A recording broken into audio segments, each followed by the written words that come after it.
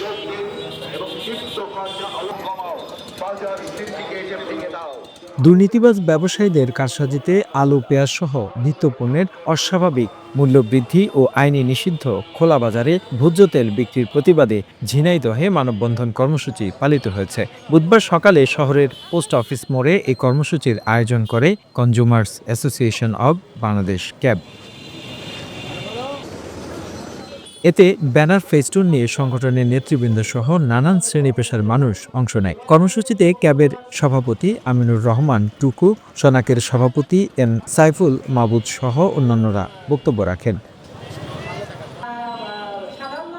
বক্তারা আলু পেঁয়াজ সহ নিত্যপণ্যের মূল্য বৃদ্ধিতে দুর্নীতিবাজ ব্যবসায়ীদের কারসাজি ও সিন্ডিকেটকে দায়ী করে দ্রুত এদের বিরুদ্ধে ব্যবস্থা নেওয়ার দাবি জানান। সেই সাথে খোলা বাজারে ভোজ্য তেল বিক্রি আইনে নিষিদ্ধ হলেও তা অবাধে বিক্রি হচ্ছে, যা দ্রুত বন্ধ করার দাবিও জানান তারা। The news Bangladesh desk report.